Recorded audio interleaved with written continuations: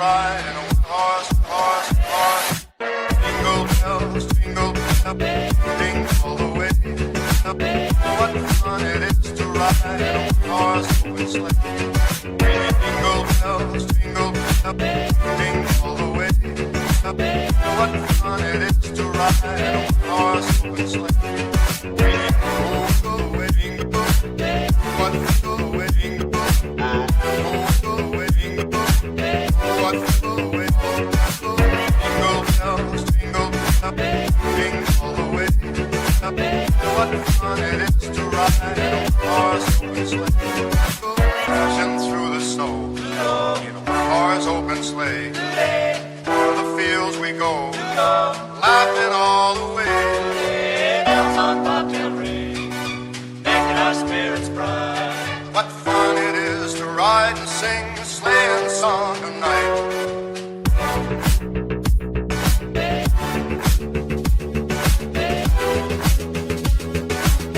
Good afternoon, good morning, good evening, wherever you are in this beautiful blue planet. Blue planet, could I even speak tonight? Another day of breath. Well, trying to make it a happy, festive greeting for everybody. The world spins in a different direction, as we've seen. Once in a 2,000-year flood ripping through Sumatra in Indonesia. Once in a 500-year flood on the tail end of those storms going through Malaysia and Thailand. I just don't know how you can get 12 feet of standing water across a portion of the country, and it's only a once in a 500-year flood.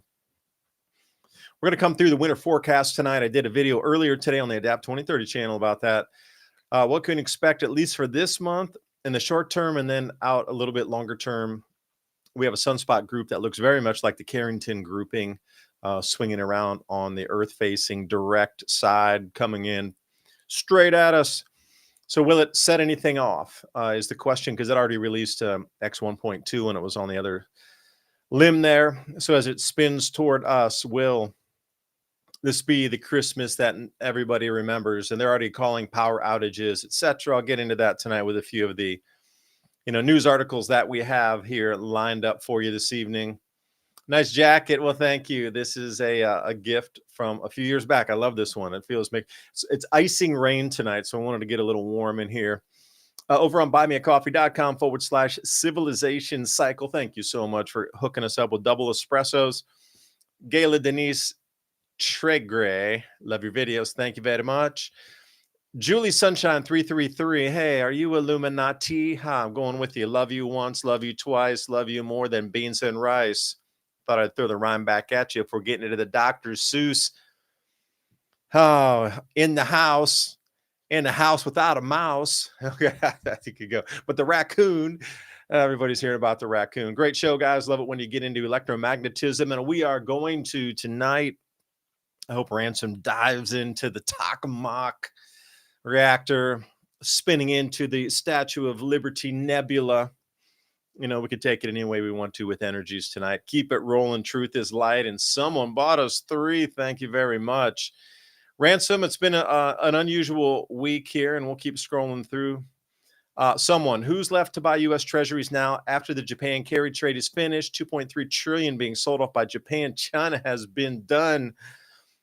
That's why I have some actual Japanese news tonight, by the way. The carry trade was when you could borrow money in like Japan for zero interest. Actually, for a minute there, they were at negative interest. They were paying you to take on Japanese debt. You just made money by buying it, and then you could use that for anything else you wanted. So you got it for 0% in Japan, and you could borrow hundreds of billions of dollars and just move them into treasuries and take that 5%. Or you could put it into Bitcoin or gold or anything along that way, real estate, anything. And now that they're like, well, we need our money back.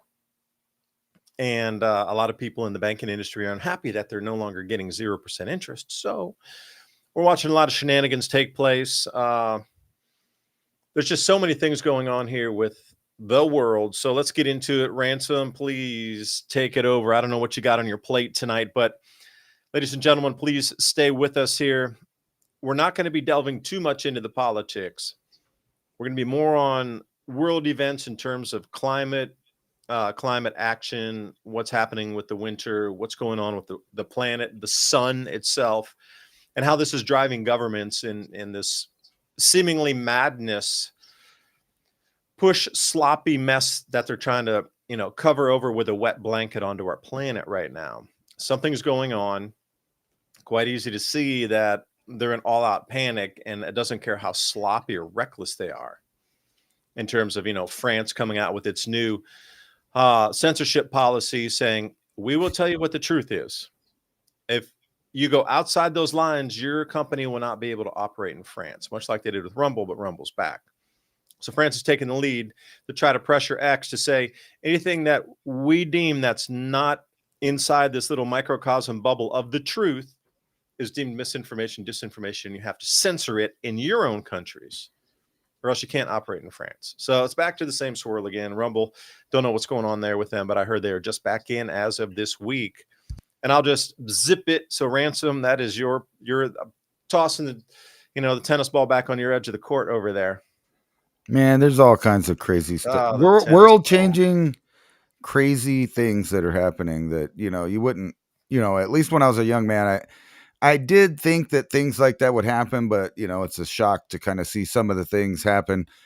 We've kind of talked about where things are going, and we're finally starting to see where they're at, like in real time. And so instead of predicting the future, like I've talked a lot about AI and machines and all of that over the last 5 or 6 years about how we're transitioning into that. Now we see it in real time. And, I got a couple of articles to string together on you, and this is worldwide. So when you think about anything that I'm saying about this place where I live, this is actually literally where I live, but it's AI coming revolution hits home first at Holloman Air Force Base. And if you don't know about Holloman Air Force Base, it has a long history of being the intermediate base where things go from top secret over to the public domain to where they're known and admitted about. So I could give you a few examples. There's like the high speed test track. There's they have the laser test site out there. There's the missiles, the whole World War II and the first atomic bomb. All of these things kind of rolled out. Even the SR-71 was here at this base for a little while. And then later the other versions in the 90s of the stealth aircraft were made public. And then they had the FY-22, so over and over again, these things always come out here. We even had the first, Raptors, not Raptors, but the Predator drone program before they were too much, making it public where it was at when we first started doing drone strikes around the world. And now we have F-16s and completely humanoid robotics, dogs, the whole plethora of things I've been talking about now, admittedly being used 6 miles from me over there. And this is also the site where they've tested programs to surveil the internet. So, I'm sure they're familiar with the locals and what they look at on the internet. Not making any accusations, but the technology is there and very possible that they could be using it at any time. So in my area, people are used to hearing, jets go by all the way back, like I said, to the 70s. Various programs have been here. But now to know that they're robots flying over you. These are F-16s that are flying over you in formation. And I got from an inside source that they have been doing more sorties for some reason or another. He didn't have an opinion on why or what for. He just confirmed that they are flying more sorties during geomagnetic storms for whatever purpose. I have no idea. It's something that I noticed before I got the confirmation that every time we were out there trying to look at the Northern Lights and see if it had stretched down to my neck of the woods, that they had, sorties going on a lot later at night than they usually do. Now, I thought it was one of the training programs that they have a long history of. It's training Ukrainians, Italians, the Japanese, all kinds of people, the Germans, all have been stationed here to learn how to fly our older equipment. But now we're jumping that shark. Don't worry about the pilots knowing how to fly that old equipment. They're just being retrofitted to be controlled by autonomous AI. And this is not just Ransom, this. can I just interject a thought here? What if they're training for disruptive events on radar or weapon systems where that overcharge in the atmosphere, highly electrified, maybe not overcharged, wrong statement, but a highly electrified atmosphere might affect their instrumentation and navigation during those times? Because if you were a government planning for a depleting magnetic field, which I have some slides for tonight, would you not get ready for that and see how your equipment's malfunctioning? Or on the inverse, maybe it's performing even better. We just don't know. We always think, oh, it's going to degrade the performance because of, electrical interference, but perhaps there's some sort of amplified effect on it. Just throwing it out there. I think that's probably what exactly is happening, and not just for the things flying in the atmosphere, but the robots and the artificial intelligence networks on the ground. All through the whole area there. And they're even talking about how much they're in bed with Starlink terminals that blanket the base out here. But not only that, they're working with the Optimus robots, the humanoid. And I'm sure that they have more advanced models out there with the military than you get to see on TV, the little friendly robot that they want to put in everyone's home. But let's move on to kind of what does that mean? Me and you have been talking about these maps, and you sent me the better website for the DFLOC cameras, license plate readers, facial recognition, gait recognition, all of that can be part of these terminals. And we've also talked about how they just seemingly are located near the food centers. Not only that, like places like Home Depot, where you would be able to build things, any place that's putting out substantial supplies that works for a civilization to be running. Basically in the peasant side of it, or the worker side of it, or the middle class, whatever you want to call it, for them to be able to do anything. These cameras are set up there, but then you think, how many are these? And you just start backing up, and the clusters and the clusters, they're everywhere. And if you go to a more populated area, it's like a complete nightmare. You see how they keep splitting into more and more cameras on every intersection at any point in the infrastructure that's deemed necessary, which makes me think a lot of the InfraGard that a lot of people forgot about, that came around after 9/11, and it was part of the Patriot Act and some of the National Defense Authorization Acts that continually get updated every couple of years or whatever it is. But they keep adding these programs, and then people forget about the programs. Well, this program specifically was about some kind of scenario where the United States would fall apart, basically, and have to have civilian counterparts to the government located in critical infrastructure, buildings, facilities, services, and other. So you might have them at the power company, you might have them at the telecommunications company, you might have them at the gas company, or, all of the police agencies and things like that. But there would be a civilian counterpart that, really thought that he was a clandestine person because they were included in this program that would report directly to Homeland Security about things.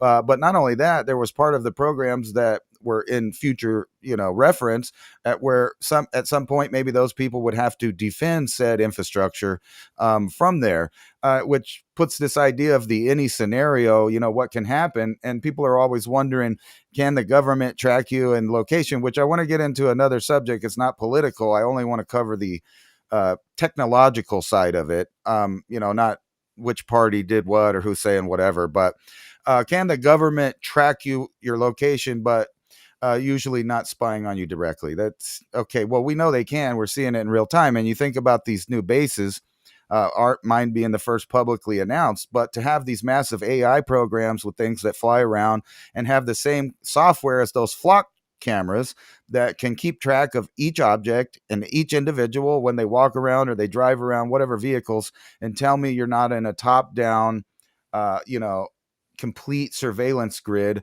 that was kind of, sprouted up during the COVID era just a few years ago. They got all of the little niches and spaces that were there. And then now when, kind of everything's tracked, we're moving into a lot mass layoffs. We're talking about the real state of the economies. And this is a good article just on the title alone. Cocaine inflation. Just think about the skyrocketing prices of, monetary systems and different things moving around. But the real kind of mark of inflation is what's going on. And supposedly, we're doing this one kind of war, but they've admitted as much that they're really setting up for a different kind of war, which I predicted. I even put that on our Telegram channel about how the placement really is more about China or Russia and the way that the governments are unfolding for whatever reason. And then they're just kind of poking everybody in the eye with the whole collapse of civilization. Here's this idea that they said was not happening, direct from the United Nations Population Division, the Department of Economic and Social Affairs of the United Nations. And what's the title of this big PDF? And I'm not going to get into it so we don't get in trouble, but just the title alone, as you can see there on screen, is an admission of what we've been talking about the movements of populations all over the place. And here, this is where Now, Ransom, if I could interject, I'm getting a lot of messages here that saying the Rumble feed is not live, and I'm over on Rumble. I just wanted to copy the link and then send it in through the chat. And yeah, it's not. It's just on a loop of just 10-second loop here, and it nothing says is unable to connect on this end. unable to connect on the stream. Only on Rumble. Only on Rumble. Yeah, we got 6 people waiting over there. Everywhere else seems to be streaming. I don't know if that's a problem on that side of things or what. Again, if you do look at some of the the different problems right now with what we see here, let me share this one. There's been, some amplified energies from the sun coming in right now, and this is the newest magnetic model right here from 2014 compared to 2025. So when you look at this and put it in context, in a little over 10 years, notice how the South Atlantic anomaly now extends all the way over, and I'm talking deep losses in the nanoteslas there on negative, which means no magnetic field, basically, all the way over to South Africa, completely across the southern reaches of the Southern Ocean there. Yeah, the majority of South America. Over South America. I'm sorry, Ransom, go ahead. No, I was just saying, it's basically covered South America there. Yeah, and look how far it's extending over to. Now, if this were to continue at this same amplification and speed, well, then within another 10 years, it should be heading more toward Australia, but they're looking into some sort of, exponential runaway effect on this. So how quickly will it reach past South Africa, move over to Australia, and then start getting further and spreading down into Antarctica itself, which means that the southern pole had moved. And what is the peninsula that you see directly below South America there, this is where the magnetic pole is moving away from. So the magnetic pole is heading toward Australia, but at the same time, it's coming off Kamchatka Peninsula in the north and heading toward Indonesia. So you start to see those two lined up there is where they're. So where that magnetic anomaly is in the Southern Ocean, it seems that the magnetic South Pole is moving in the opposite direction away. It's moving toward Australia and kind of to the, say, 2 o'clock position off of Antarctica there, heading toward Australia as this thing grows itself. So it's interesting to see how, the dance within magnetism, for a better term, there is there. So thought I would throw that out there since you were talking about disrupted electronics. Could be anything, right? Yeah. Well, I think that they are obviously planning for all of this kind of events, and the events that we're seeing that we think are more geopolitical may have a different motivation behind a lot of them. There's what the public gets, and they have to keep feeding them the same line. World War III, they go on and on about supply chain problems, and they play off each little block, each little country off on itself, giving it division and instability problems. And it seems like they're doing that to stall for an event where they can, control all of the resources all at once, just like in a blink of an eye, basically overnight. Where they implement all of the stuff that they're building in the background, because there's just so much big distraction out there right now. Some of the silliest things. And that's kind of what I was going to go to in a minute. But I was pointing out how they're going to use this where I was going is they're going to use this technology against kind of the upper middle class and down. And it's not going to be used for anything big that you have a conspiracy about. You think you don't believe it on TV or what happened. All of a sudden the technology is all going to fail kind of at those kind of levels. So another thing you might want to ask is, why has JP Morgan Chase moved its entire precious metals trading staff to Singapore during the Thanksgiving holiday under the sneakiness of night, for a better term? So this is another thing that's talked about is the COMEX gold and silver, more on the silver edge, actually. There's just not enough silver. Somebody put in a delivery notice for 400 million ounces, something like $20 Wow. billion, supposedly deliverable at the end of this month, which they do not have. The cascade on the market is going to be absolutely just a economy shifting event were this to occur. And it's just interesting how a month before this would to be occurring, JP Morgan has moved its offices over. So what's going on there is really more the question. I don't know. I don't have the answer, but definitely if you want to shift into something here. So I'm Did, not did I understand that right? That there's like missing, it's not there to deliver to them, but they're still moving there? right. Apparently they're de-escalating their risk by having their desks over there, so there's no culpability if the COMEX implodes here. So I'll say that again. At the end of December, there's somebody that's standing for delivery for 400 million ounces of silver. $20 billion is the contract value. It's the largest contract Yeah. ever in the history of anything ever traded to take physical delivery of. They do not have that amount of silver anywhere. I think they had 319 million ounces.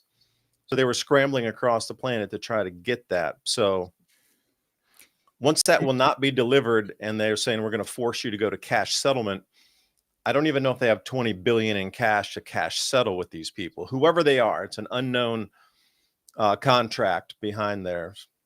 So we are going to see something, well, very unusual here. And this is one of the reasons that you're seeing silver go up near $60 here these last couple of days, is because people understand if this does not get delivered, at that point, there will be no pricing structure any longer. It will be whoever has it can ask whatever they want for it, because there will be no more mechanism to deliver onto this market. And literally the paper, everything that you know in precious metals will be whoever has it in hand pretty much writes the rules at that point. This will cascade the bond market, and in turn will cascade the stock market. But again, Ransom and I have been saying that they're looking for an event or going to create and cause an event to get us to the switchover of the economy into this digital system. And we can already see already, if I may here, I don't have the slide up. So Apple has said that they're going to let you opt into your facial retinal scans to be able to get onto your digital ID. That's so nice of them. yeah, that is nice. No, That so is great. So what happens? So is that saying that soon there's going to be two different prices of silver, the kind of imaginary world value of estimated silver versus the silver that people actually have and they know that it's accounted for in hand will be at a different price? Yeah, there won't be any pricing discovery in terms of like real markets as you saw before. So you can't just go look and see what it's going for today. That won't be the real value of the silver. It'll only be the value of who has it and what they're going to let you have it for.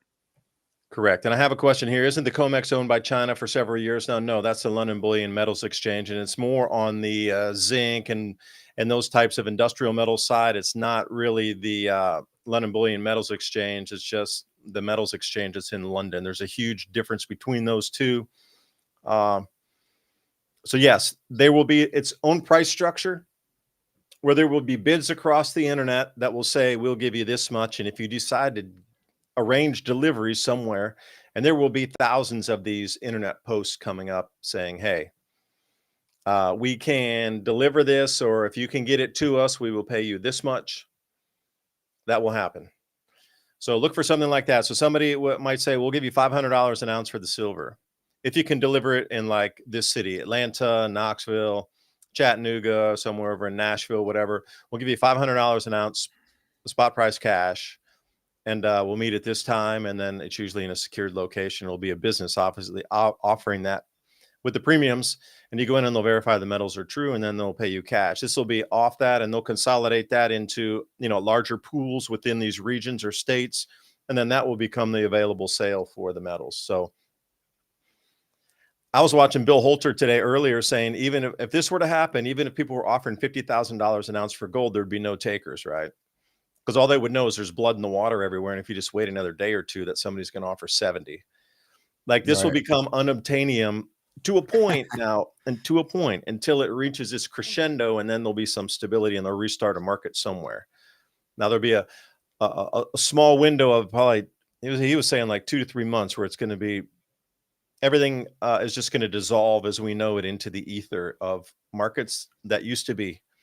Like things will just go poof in the night. So he's like, if you have stocks, you need to actually get that paper stock certificate, not let them, like in TD Ameritrade or something, hold as a broker, because the broker actually holds your stock. You don't own it. You're a creditor for them, an unsecured creditor.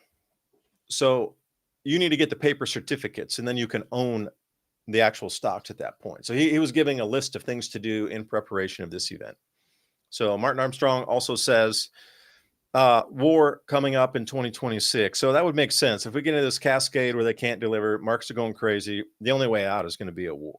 And that's always the way it has been.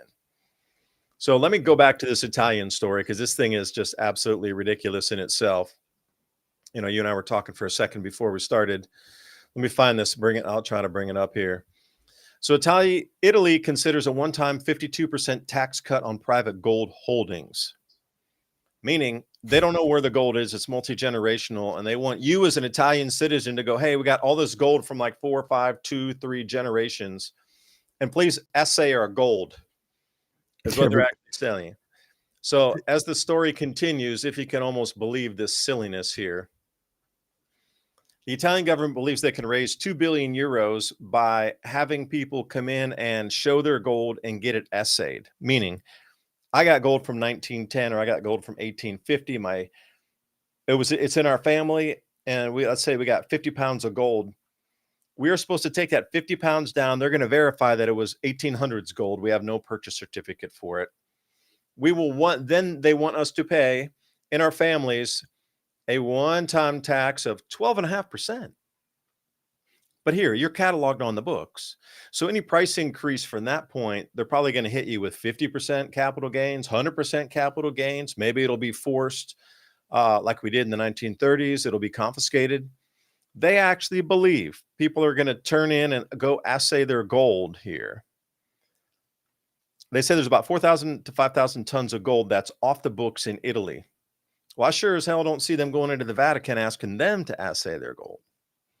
It's only individuals. And I can't believe the silliness of this. And if you don't, you're going to get hit with a full 26% tax if you don't on the entire sale of the gold, versus, like, let's say the gold, I went in and said, well, I got this for, $10 an ounce in the 1800s, or $20 an ounce in the 1800s. It's 4,000 now. You're going to have to pay the 12.5% on that 4,000. But in the future, you're going to have to pay 26% on all of it. And I'm sure that 26% is just the beginning number, and it will rise up in the high 80s or 90%. As many people have talked about, these capital gains on metals, when these events occur, that's not going to be 50%. Like, you took half my sale. No, it's going to be 90%, or forced confiscation. So think about that. You just made an enormous amount of money. You bought silver at, let's say, $15. It went up to $800. So you got $785 of profit there. And you're like, hell yeah, I'm going to just cash a few and pay off my house and whatever. When the government swoops in and goes, no, 90% of that, $780 is now ours. You get to keep $78 off of that. These are the things that are intended and been talked about with many of the people that I watch that are in the gold arenas here. It's kind of unnerving and and you know that it ends weird when it goes digital, right? So once that the government start trying to insist that only digital money is used, you have a hard time going to somebody and trading that precious metal for digital money, because somebody somewhere wants a receipt of it instantly. And that's why they keep passing all these laws in different countries, including the United States, to keep track of smaller and smaller amounts, so that you can't trade things and barter things and have your own market value for a specific thing. They want to make sure that everything is digitized and receipted, tracked and traced. So it kind of brings the subject up, what kind of black market is going to arise, where people will be taking gold, silver, even copper, other things for some kind of digital exchange that doesn't. I mean, how is that going to work itself out in the future where there is literally no privacy? And even if you're doing things in private, it makes waves where like the sharks in the water know something's happening. So they're going to want that tax, and it amounts to really just confiscation, because once the people tell them or start asking questions about what to do with their gold and whether or not it's fair or not, then they get a new list of everybody that has said gold.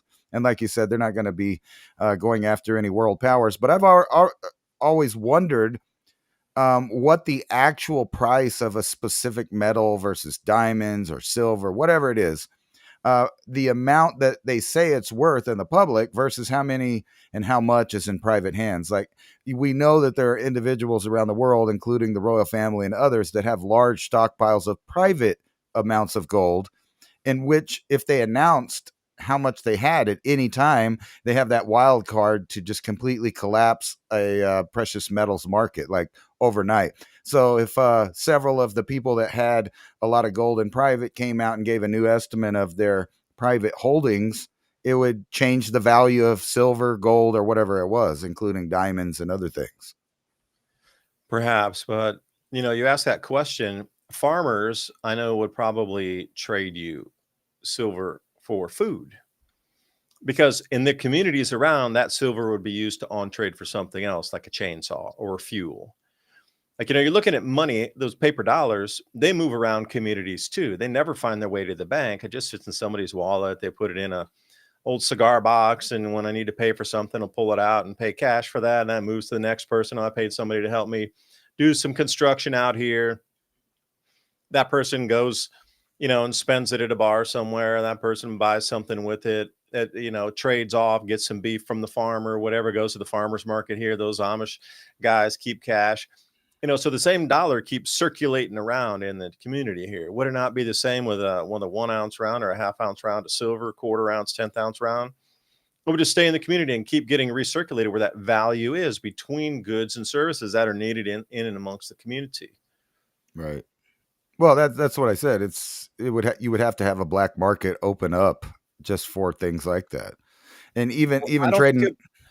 I'm going to disagree. I don't think it's going to be a black. I think it's just going to be the way trade is done in countryside settings outside of these tightly regulated cities. Like, you're not going to be able to walk into 7-Eleven and drop an ounce round on there and go, "Hey, don't tell anybody." No. It'll be in the communities. Well, that's a black market, though. That's an out of the government system. My definition is free commerce that just exists because there's a need for it. Yeah, that's what the drug dealers say. Come and arrest me, ransom. I know. I'm just joking, but that is what any market that the government says is illegal, whether it's cheese, guns, drugs, gold, whatever it is, it's a black market, and they'll treat it as such. That's the kind of world that they're trying to push us into, where you have no choice but to create these black markets to go around them and use barter and other things. I mean, I can imagine next a law that literally says you can't trade items if it's above a certain amount without the government being involved. Like, say I wanted to just trade my RV for 2 cars and a motorcycle or something.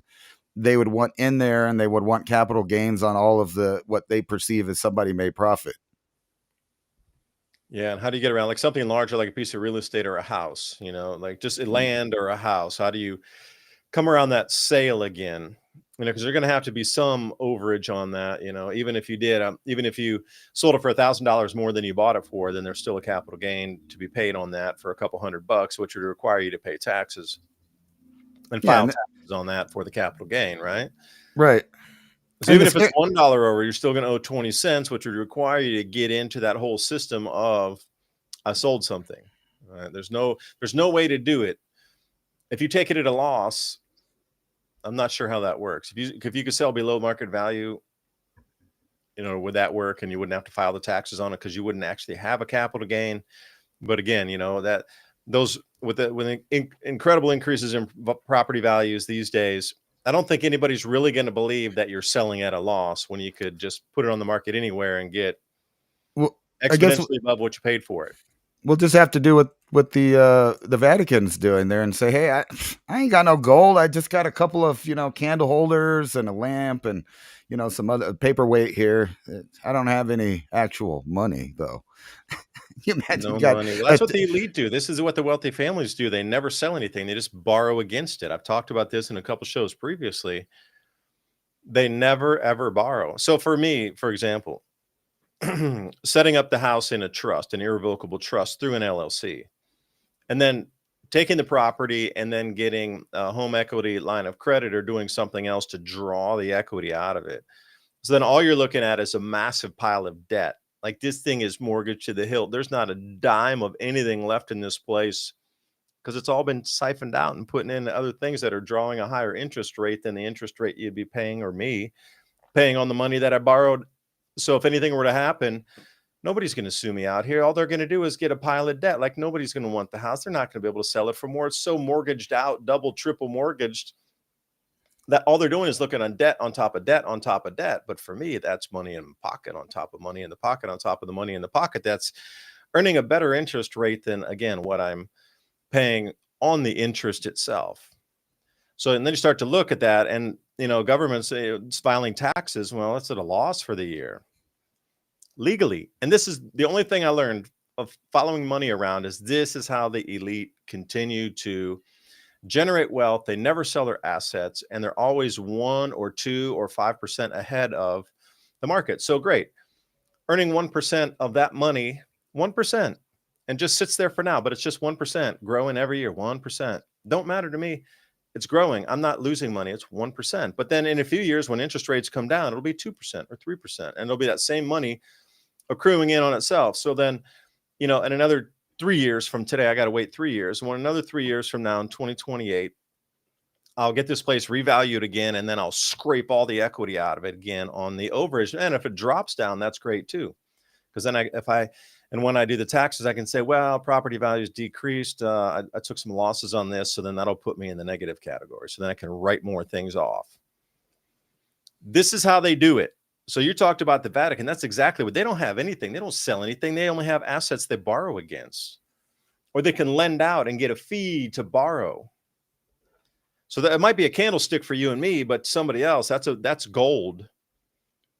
They may melt it down and say, hey, well, we lent this, we leased our gold out, but they don't care if it's a candlestick from, the 1800s. It has really, there's no, antique wealth with that. It's a piece of gold that's crudely fashioned into a candlestick. So I know the Vatican does this. They lease out their gold at a certain percent, and they don't care if they melt it down into bricks. They don't care if they get it re-refined because they get that back re-refined back in the gold bars themselves, but they leased it out. They have so much gold over there. This is how all these families are doing this. I finally caught on to this a couple years back. And for right now, it's working. Will I get burned in the end? Maybe. I don't know. But I'm looking at families that keep multi-generational wealth. So again, the thing about getting sued also, this is such a litigious country.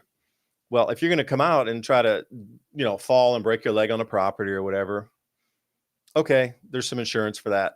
But you can't sue for the house or the property because you're going to be paying for it. You're going to have to pay me to get the property. That's the whole thing about it. So I guess I'll stop there.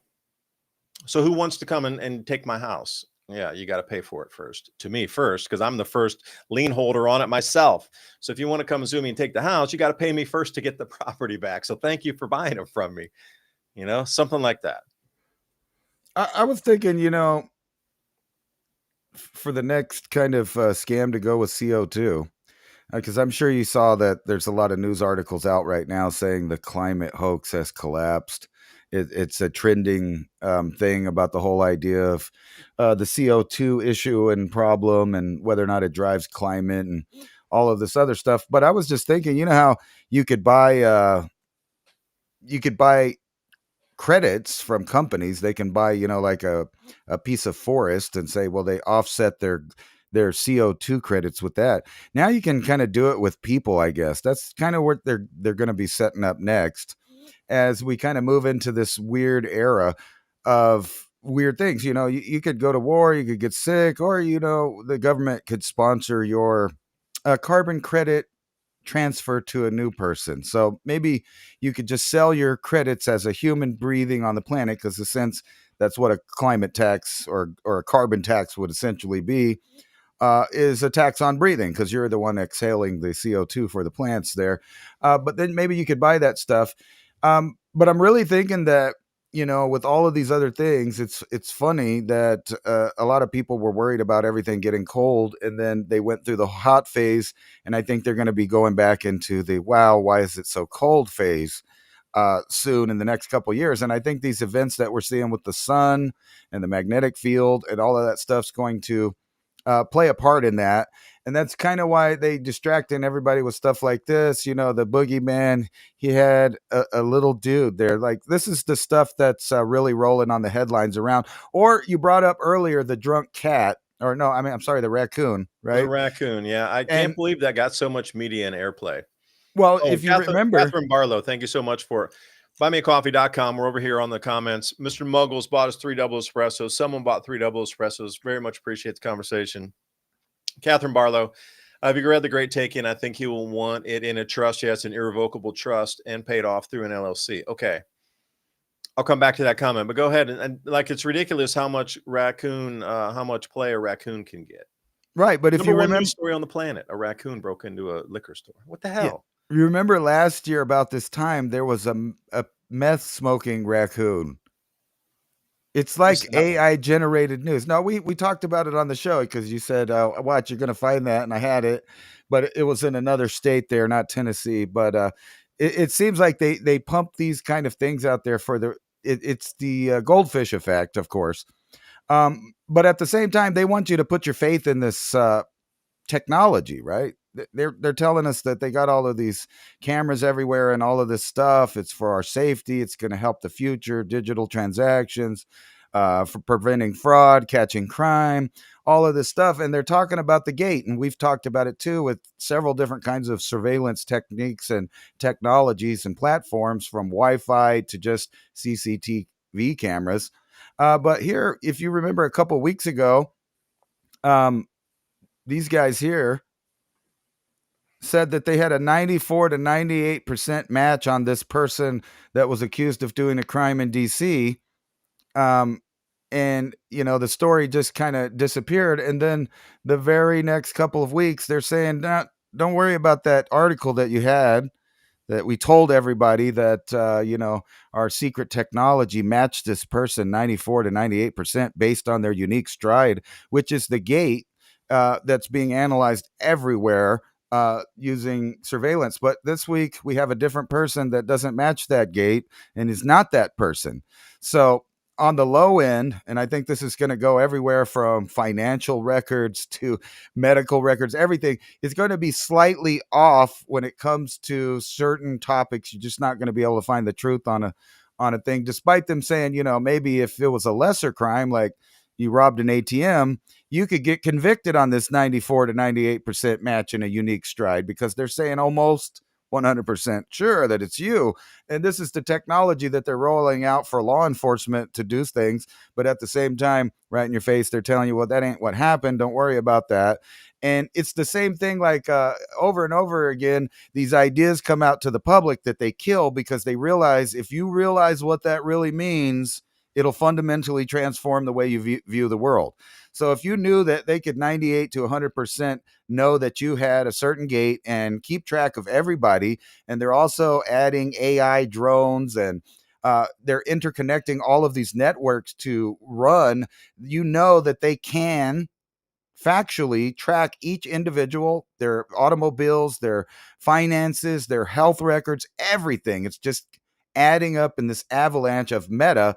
But whenever you look in the real world, and we've been talking about that those are all jobs that somebody had in the surveillance state, or the deep state, or whatever you want to call it. There were people there that did these jobs, that listened, that tracked, that did that. All of those people are, guess what, they're getting replaced too, because it's not just the great log off, it's many sectors of human jobs are just being completely dissolved. And you see stuff like this. Dying shopping malls are the Roman ruins of our civilization. And then let's go in further, is a global housing bubble about to burst. Like there's, for some reason, technological humans can't figure out how to have enough houses for the amount of people that they have in any given country. And then, they bombard us with worrying about a complete and utter annihilation nonstop. But in the background, they're not really doing it. They're just small skirmishes and distractions of, wild things. And they keep having to top themselves each month or each year with a new thing. That's why one year you can see a meth smoking pipe, being handled by a raccoon. And the next year you got a raccoon breaking in a liquor store that's super drunk that dominates the media airwaves. But then in the background, the only other option there is, stuff like this. You got for the people that don't believe birds are real. We're putting spy pigeons out, not us, Russia, putting spy pigeons out there with brain implants. I mean, it just keeps getting wilder and wilder. And you were talking about Japan earlier, and some big news is going on in Japan. And I think it's a trigger for a wider transformation of what's going on in the world. So I was watching their money go up and then skyrocket there. And then at the same time, them talking about upping the rates on everything. But at the same time, in the background, Trump and Xi have been talking, and they've been talking about downplaying the risk of war breaking out in Taiwan. And just the other day, the new prime minister of Japan said, "You know what? We're not worried about that anymore. We're going to go back to our earlier 1972 status that it is indeed an island of China." So, Yeah, well, and we talked about this a couple years ago about how maybe South Korea and Japan may, because out of their own benefit, go into the trilateral form of government. And when I mean trilateral, that's like the George Orwell 1984, but in real life, the Trilateral Commission, talking about segmenting the earth into three segments there, the Trilateral Commission. And one of those would be this Asian bloc.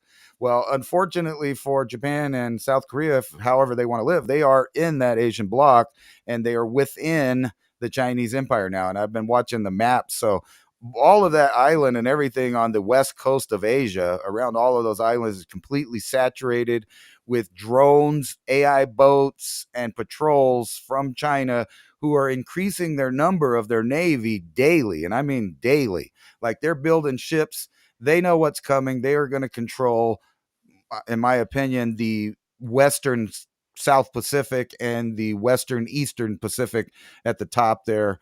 I mean, the Northern Pacific, they're going to have that. And they're China's buddies with Russia, who also has a big peninsula out and a lot of interest in having naval resources out there. So, sorry, that was a long-winded thing about just pointing out that things are changing here.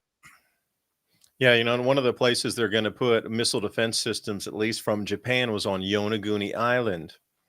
And Yonaguni Island is that Graham Hancock scuba diving underworld's island that has Yonaguni Island, that 120-foot deep, man-made and carved recessed plateau that was, at the time, a worship center when sea levels were hundreds of feet lower than they are today, that Yonaguni Island. So I was looking at this one here anyway, because I'm really into this Asian news, seeing how I got a house in Taiwan as well. China reinstates ban on Japanese seafood imports, escalating tensions after Japanese PM warned Chinese attack on Taiwan could trigger a military response. That's why they were setting up their missile batteries and defense systems on Yonaguni Island, which is just off Taiwan coast to the, say, northeast 2 o'clock position. And China then had just cut off their seafood imports or exports from Japan, imports into China.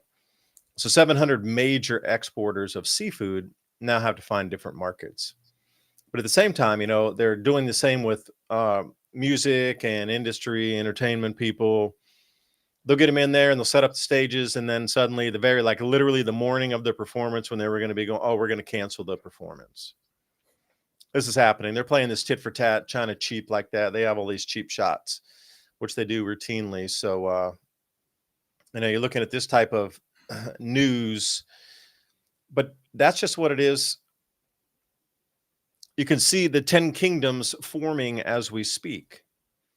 I had a conversation with somebody today and they were saying, do you think China would ever invade Taiwan? And I was like, well, not really right now, because they have the top 2 chip making facilities going on there.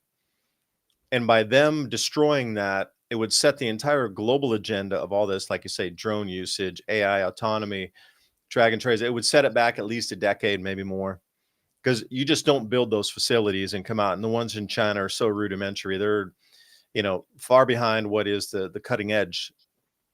That's all in Taiwan. Korea lost that spot. It's all in Taiwan.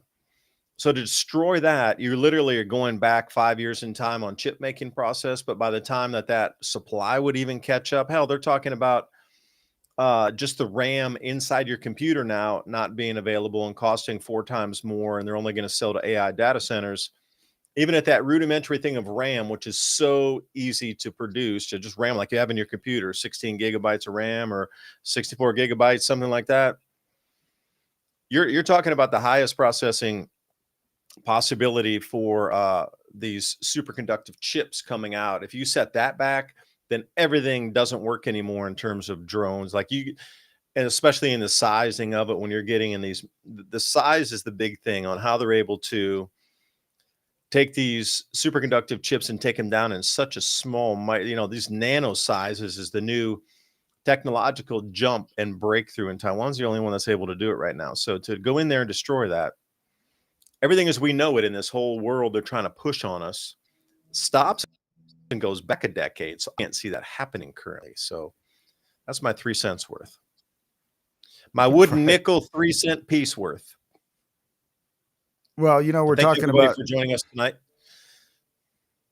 we were talking about this whole thing because that's the key to any future war that they're going to have, and all parties have basically expressed this, that the future of warfare and space travel and everything else that comes in the next phase of humans is going to be based in computing powers. Even that Holloman Air Force Base article I started with is talking about how all the robots and the drones and the AI Air Force by 2030 now, they've bumped up the timeline. I used to tell everybody about the PNAC plan to have it by 2025, but they're on course and on par with that happening. And, that expresses that. And here's Zelensky's plane supposedly comes under drone attack. And then, they're doing this thing. It's weird. It's almost like we might be creating the news in some way. Right here, Putin sends chilling World War III threat with flying Chernobyl nuke. It's unstoppable. And, a couple of years ago, we were talking about how they keep battling over that area of Chernobyl. And there's just several different scenarios in which the same thing happens, whether it's a nuke, a regular nuke goes off somewhere in Ukraine, whether they accidentally bump one of those, power plants there with something bad, and then you get poisoning that way. You also have the possibility of one side giving a dirty bomb to the other side, and then you just have outright threats of flying Chernobyls in that area. And why in that area? Because they grow so much wheat, but not just that, the entire water system of Eastern Europe runs through that area. So if you mess up one spot near that, then a whole other area.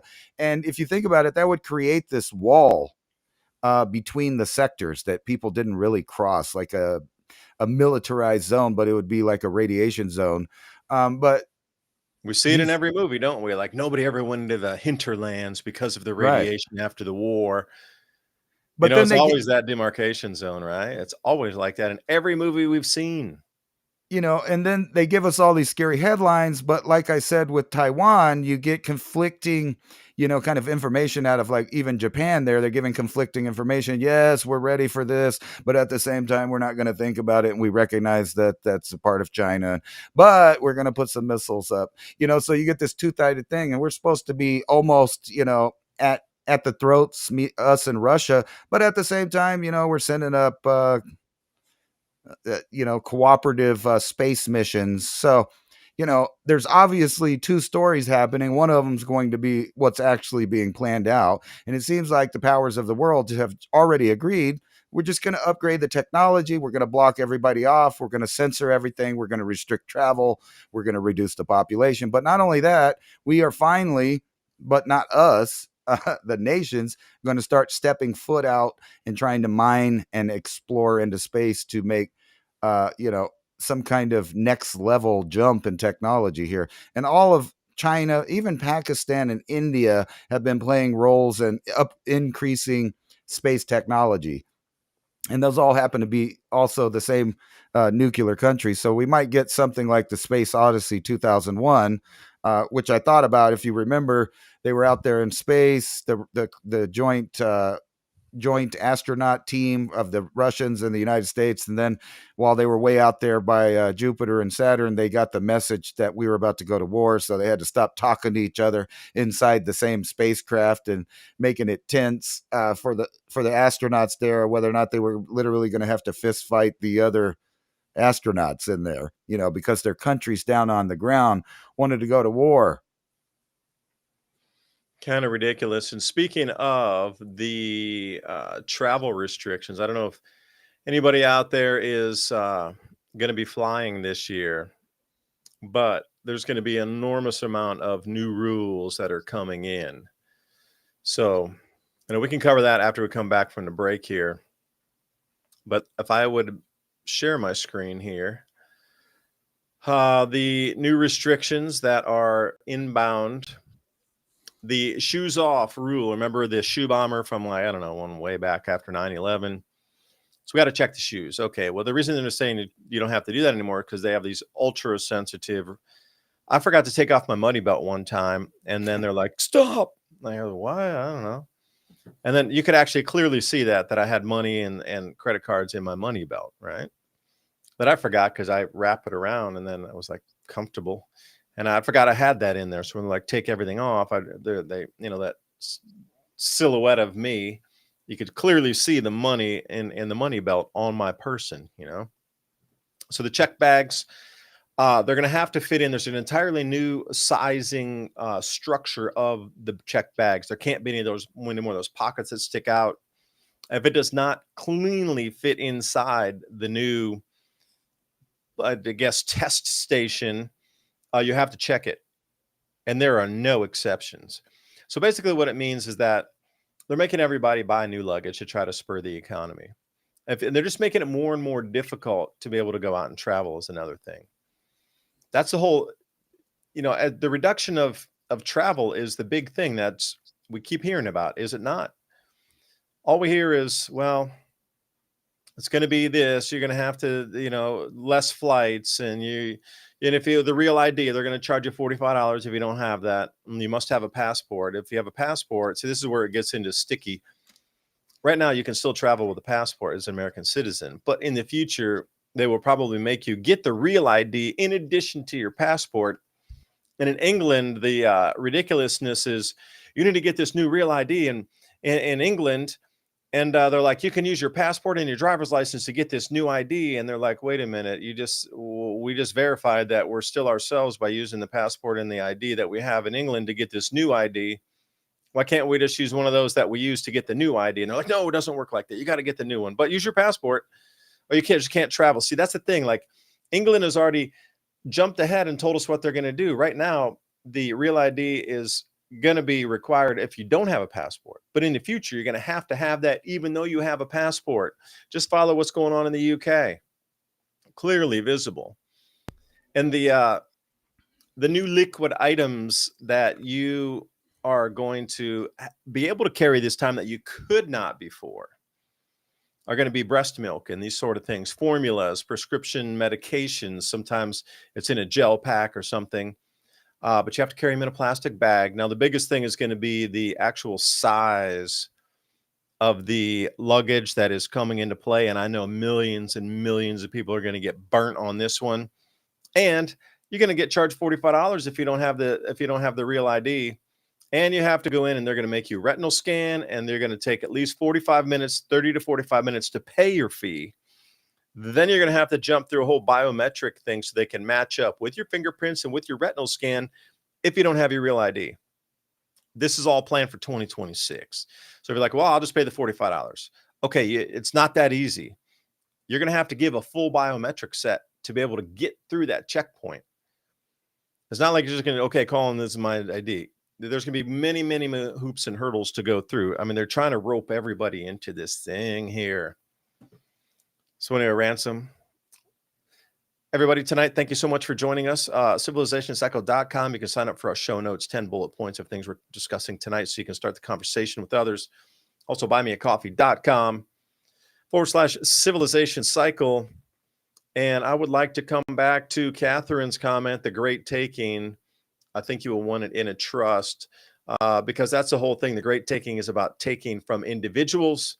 As far as I've seen, the ones that are going to be, I wouldn't say immune from it, are the companies and corporations and entities set up as business, because if those brokers are going to be able to hold all of your stocks and they're the ones that are going to bail it in for you, then it seems there's two different classes of people on the planet. Those that have, registered businesses and their assets are inside the business or inside, this sort of trust and that sort of thing, like all the families do. And then you have everybody else who's just outside in the system using regular banks and things. So this, at least it seems how it's going to, the cream shall settle. Let's say the oil and water will be separated this way. Individuals will be stripped of all their assets.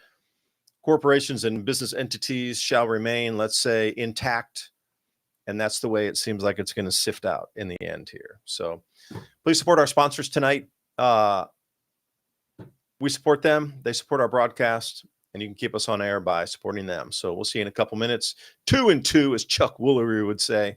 It's more like 3 minutes and 2 seconds. But anyway, I thought I would come line. We'll see you in a minute. Come back for second hour here. Civilization Cycle podcast. We've been told that this is not a toothpaste. It's a revolution for your teeth. Remineralize, strengthen teeth, all natural ingredients, essential oils, minerals, salts, Alpha Vedic Dental Solutions System. That's alphavedic.com/civilization.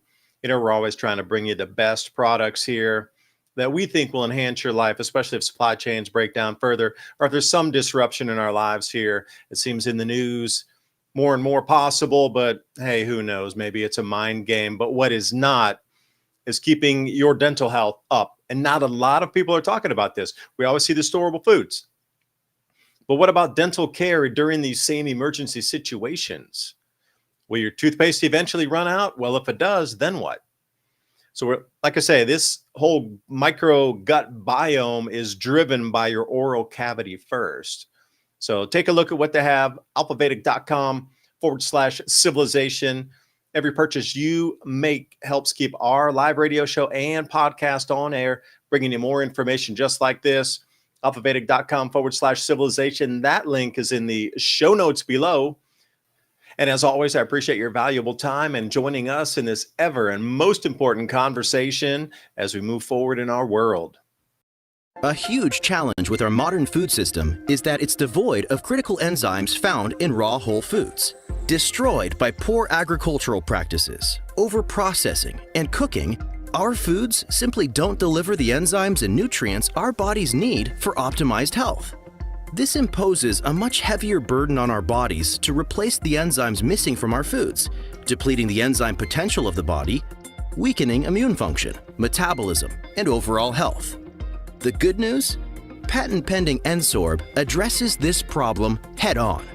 Ensorb uses VNI's proprietary proteasome absorption technology to rapidly deliver the metabolically activated multi-enzyme complex directly into your blood. What can Ensorb do for you? How about unsurpassed, enhanced digestion of your foods, improved gastrointestinal function, improved immune function, strengthened metabolism for improved overall energy and vitality? And it does it all with its proprietary technology that can enhance bioavailability and absorption. Head over to vni.life/civilization or click on that link in the description box below. Takes you directly to the Ensorb page. When was the last time you could trust your gut? Please remember to sign up for our show notes. With Civilization Cycle podcast, you can learn what to expect as society resets.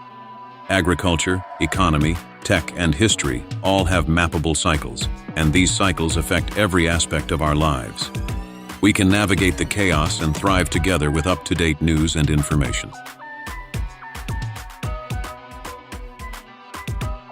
Also, if you like the content we have here on Civilization Cycle, think about fueling the discussions and the show by buying us a coffee at buymeacoffee.com/civilization cycle and thank you for all the support. Still tossing and turning, the modern world can really take a toll on your body's circadian rhythms, the internal clock. Hemp Lucid's sleep gummies use natural ingredients that are carefully balanced to help you drift off to sleep naturally and enjoy rejuvenating sleep all night long, all without habit-forming sedatives or melatonin. Curious about better sleep naturally? Check out these blueberry lemon sleep mushroom CBN gummies, reishi, lemon balm, valerian root, with full spectrum hemp extract that may support a sense of calm. Ready for a better night's sleep? Click on that link in the description box below. Hemp Lucid Blueberry Lemon Sleep Gummies. And welcome back for the second hour right here. The Civilization Cycle podcast, bringing you through the late night hour. Just before going on break, just to finish up the point about the great taking. Now, I've seen David Rogers Webb, and I watched the full documentary series. I've seen a lot of interviews with him and others. I've actually been wanting to talk to him. I wrote a couple emails out to their website asking if I could get him on the show, or even get him on this show here to talk to him a little bit about, here's where the gray area is. The way I had seen it presented, it seems that individuals are going to get just scraped to the bone of anything they own. Every asset's going to be just ripped from their fingers because you're just a person, or just normal people, or just people that have a mortgage with the bank. As a person, an individual, they just have a savings account or just a checking account. It's a person. But what I haven't seen is how business entities registered are not people. They're business entities. They're in a different category themselves because they're a registered business, which is an entity, not an individual. So this is where the gray area is, and I don't have all those answers that perhaps you would like me to talk about. I just don't. But I do think there's some shifting of, the corporations are not going to get bailed in themselves. The corporations and the companies are the ones doing the bailing in all the individuals to save their asses. They're going to bail in the savings. They're going to bail in the mortgages. They're going to bail in anything with cars, get it digitized, assign a value to it. They're going to own it, and then they're going to lease it back to you with the terms rewritten. So to pull everything over into a business entity, whether it be a trust or whether it be an LLC with a trust on top of that, brings you into a business entity sphere versus being an individual. Now, can that be pulled away? Will be seen. But the first lowest hanging fruit is everybody's individual bank accounts, everybody's individual mortgages, everybody's individual, whatever they have, because even, if you look even on the, let's say the title of your car, you've paid off your car totally, you still don't own that automobile. The banks and somebody else up the chain still owns that. You have to look on, even if you pay off your house, you're still listed as the tenant, even though you've paid off your mortgage full clear, still on that deed at the bottom, fully paid, you're still listed as the tenant on it. So that's the whole thing, as people were saying, well, what if your land's already paid for? As an individual, you still are at some possibility of having your land confiscated because you are the tenant on that. And, you go back into different type of deed laws, because some of the states in our country, far back, this is going to be the 1800s, where you can get the deed, the trust deed. A lot of times when they're giving away land back at that time, if you can trace that all the way back, you can actually grab that deed, and that keeps you outside of that modern banking system. You are actually truly the landholder because you owned the deed at that time. Otherwise, I don't know. Are we coming into the great taking? Martin Armstrong, I watched a couple interviews with him lately. His Socrates algorithm is saying for sure 2026 war is coming. Not going to be with really Russia. It's going to be something China based. So again, that's what we were talking about in the first hour here. Like, why would Japan put missile batteries and defensive batteries on Yonaguni Island? And again, you rewind the clock, it seems like a lot of these ancient historical areas or historical sites are always the points of where defenses are set up, even in our modern era. Because if you're looking at the lines of islands coming out, you got Taiwan and Japan and the Philippines. That's that first line of islands. But as you're going over to the second line of islands, which is Tinian and Micronesia, that whole second line of out there, between that, there's a couple islands like Guam, which is still part of Micronesia, but it's the first island, and then Yonaguni. So you only get those the couple islands between those two sets of islands. So that's my 2 cents to start us off here. Three wooden nickel and a 3 and a fake old 3-cent copper penny. Anyway, Ransom, I appreciate you joining me for the second hour. As we roll through this, I do have some slides and tried to throw some things together. If I could get your ideas on this here, Ransom. I was trying to pull this article up earlier, just when we started. So mortgage data breach hits JP Morgan, Citi, and Morgan Stanley after large-scale vendor cyber attack. So you look at that and you go, okay, well, anybody who had any legal documents, mortgage applications, contracts, all got their data hacked.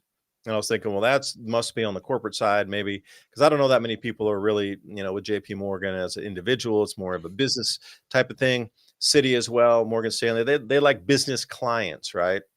They don't like you and me. We don't make 100 million as, but here's what's scary. If I may zoom this out. So a recent study by Security Scorecard found that 97% of the top 100 U.S. banks suffered at least one third-party data breach in the past year, underscoring how fragile the ecosystem has become. Ransom, your thoughts on that? That sounds like a lot of property and money tied up in limbo, where it can be,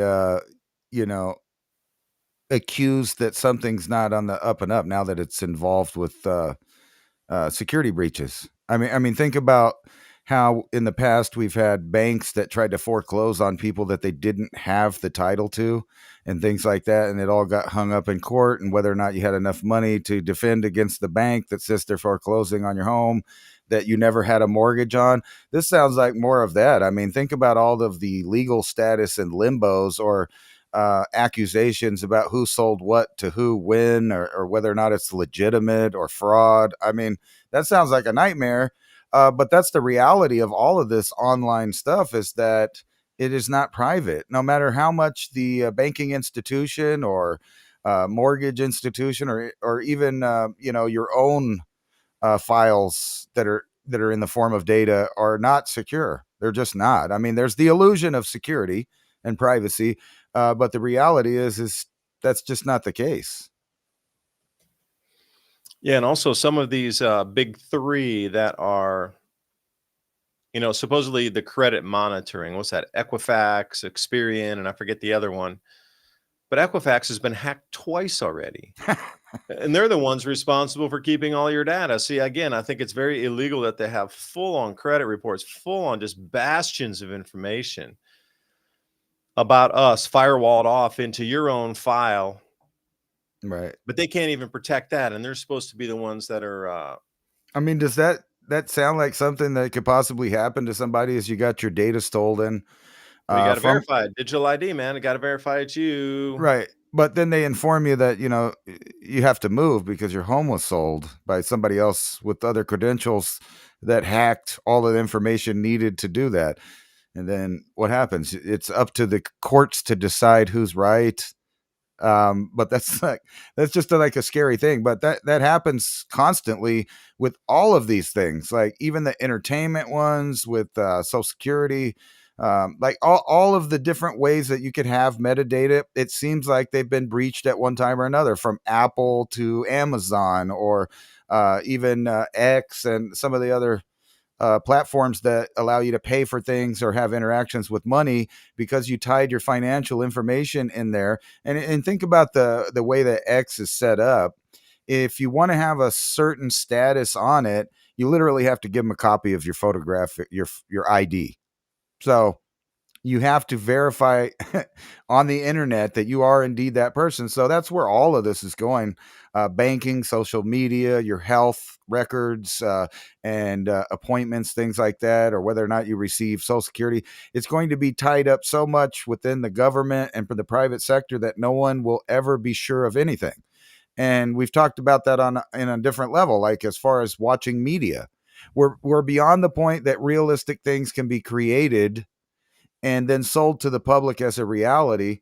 And, you have to wonder sometimes, are some of those things happening? But, just for a minute to get a little woo woo here before we get back into the financial doom and transition of the No way. nations of the planet. We're gonna stay woo woo. I gotta want to follow you on this. I'm like a duck on a June bug, dude, right on top of the supermoon belt. We're in these little, real cycles that everybody's has these ideas about. So right now tonight, if you go outside and look up and your skies are clear, you can see the last supermoon we're going to have for some time. It's not expected to be visible again until 2042. So here's a little lunar cycle of a supermoon. So imagine back in time, all through these other cycles where man constantly looked at the moon. And, sometimes it's far away, sometimes it's close, but every so often it's just, giant in your face, unforgettable. And they kept track of everything like that. But there's this whole other scale outside of our planet and our moon and the way we look at the stars of these other things floating around. Just so happens to be around the same time our sun might be acting funny and our magnetic field might be a little funny. And, but this, I know everybody's all on this whole story that's unfolding, which it's a pretty impressive story, and it causes so much speculation that now even some of the naysayers, it's an electric comet, or maybe they say it's just a big rock, or it's a normal comet. There's just so many weird things about it now that the weird things are outnumbering the normal, natural idea of how we think these objects work. So now they're saying, it has a mysterious heartbeat pulsating from interstellar object 31 Atlas as it nears Earth, right? And what they're talking about basically is, let's see here, what's the Is it a next one? comet or is it a spacecraft ransom? Right. There's things that would indicate maybe it's both, as some people on the internet are saying. It could be both. You can't rule out one just because it is the other, and vice versa. But you look at these super straight jets in this almost geometric pattern here. And the way that it has been putting out jets, and Greg Allison over there on his channel has been covering it. There's been this long, straight jet coming out of it that when it was behind the sun put out this giant poof, like it accelerated or had some kind of explosion and left a lot of debris behind. And then the weeks following, it starts putting out these structured jets with what they're calling Loeb over there is calling, hey, look, it looks like internal propulsion. And we already know that it's not behaving in the normal way of a normal object that tumbles and moves around. And if it had any jets on it, they would be leaving these kind of spiral things near the center of it. But that's not what you're seeing with this. That's a great photo too. And I might say the trajectory of it changed heading out toward Jupiter, where it's going to be ahead of Jupiter, when before it was supposed to arrive exactly at some sort of conjunction with Jupiter. But after it came around behind the sun, it's actually sped up. So the new models are showing it going out, ahead of Jupiter. Right. And something happened there. So are our mathematics that bad that we can't even track an object in the sky, or did it actually speed up? I think there's plenty of evidence to suggest that something is going on that we can't recognize, and that possibly is technological in nature, simply for the reason that not only is you're getting these weird symmetrical jets out of it that seem to be keeping it on a specific course, the acceleration, the non-gravitational propulsion that it's been showing is not natural at all. Like I said, usually with these objects, you see tumbling and effects like that and uneven outgassing of different materials. But that's not what you're seeing with this. It seems to be course correction, and it still might be a natural object.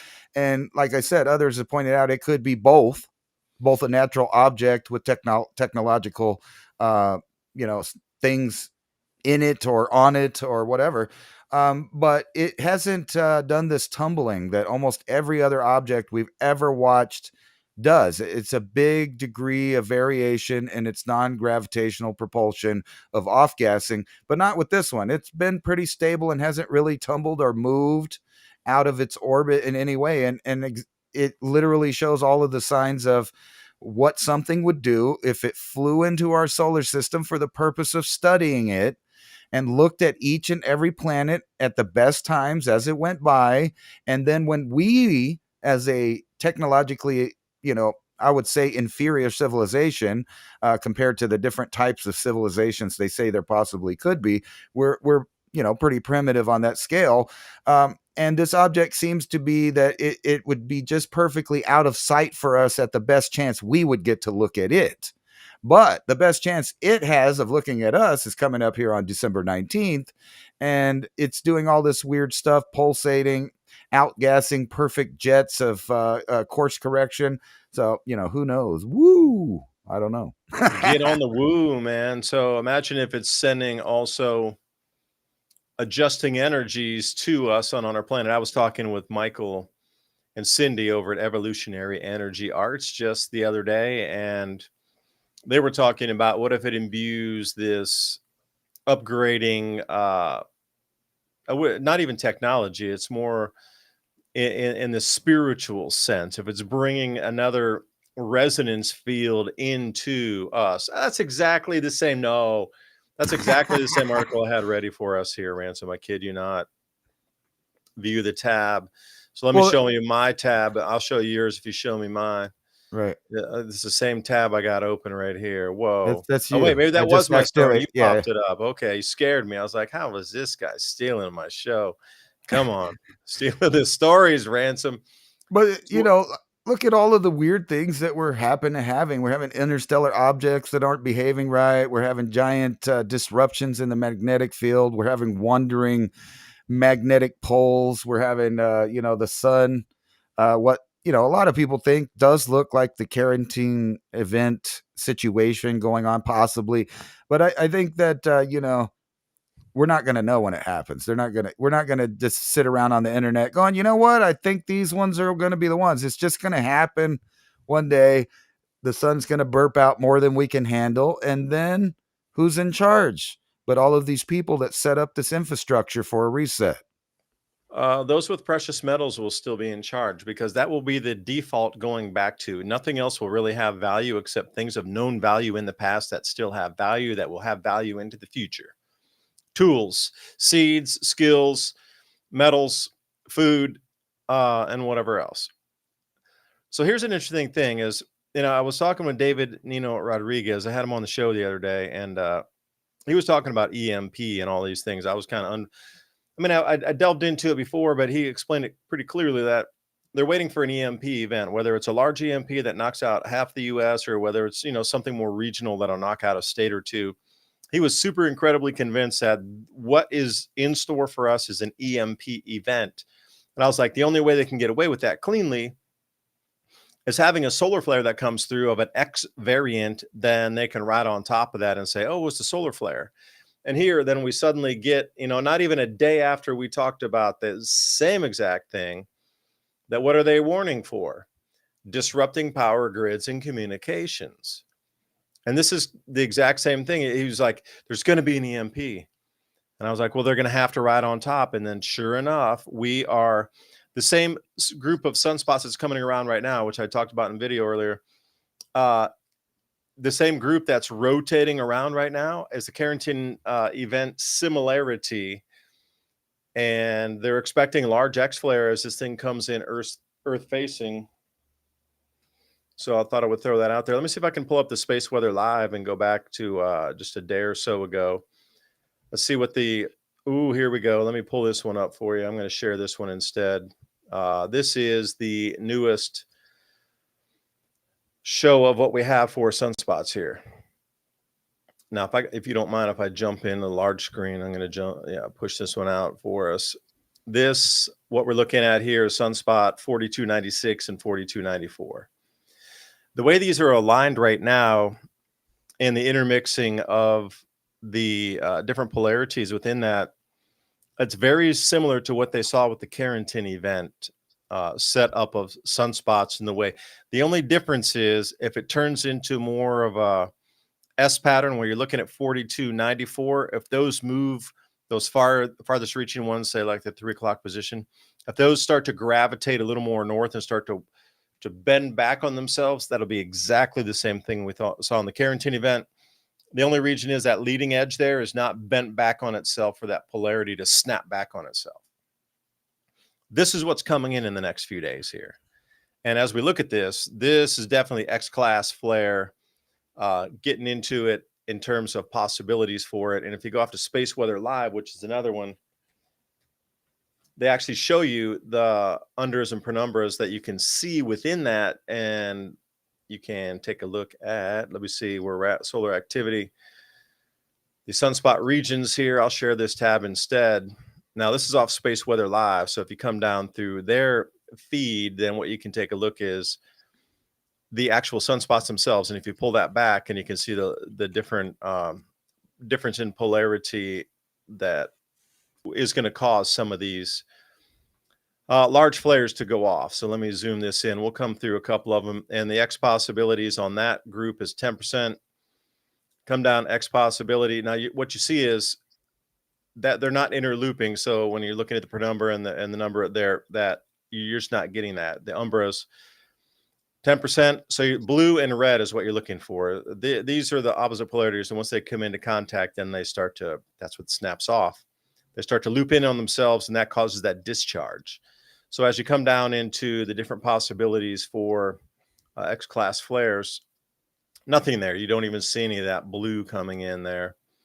So that's what's on tap for us. The region has actually decreased since yesterday. So it was a 25% probability on this one here, but it seems that it's decreased. So maybe I'm just going to stop the slide. There's a 10%. That was 25% yesterday. So something's happened with 4294 and 4296. So what can I say, man? I'll just stop sharing that, because I guess it's not a story at all now, is it? Because if it decreased down to 10% from 25 down to 10, then forget what I just said. Enjoy your weekend and have a great one. Bye. Yeah, but you know what's funny about that is we could, like I said, we could just keep track of these now because of the technological level we're at. But it's like a spinning flywheel or something that's going to break sooner or later. There's chunks of it going to fly off. And I was kind of wondering, like, if I'm not mistaken, what you're looking at with the South Atlantic anomaly is a lot similar to what you see on the sun when you see sunspots. And here on Earth, our magnetic field is way weaker than what you see on the sun. So you're not going to see these big arching loops visible, but they're there. They're within our magnetic field. And when you have the poles moving back and forth, it's going to twist and contort these spots on the Earth. I don't know if that's what that is, has to do with, but it kind of seems like it might. If you have a whole area of the atmosphere that's kind of low or missing in an area, that might have something to do with the changing magnetic field.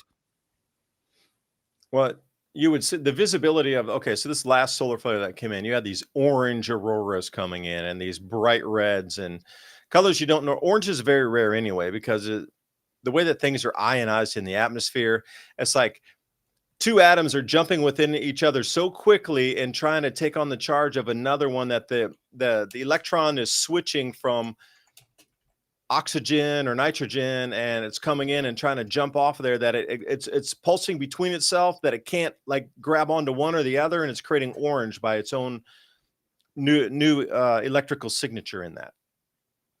That is so rare unless you have a highly, incredibly like amplified electrical atmosphere.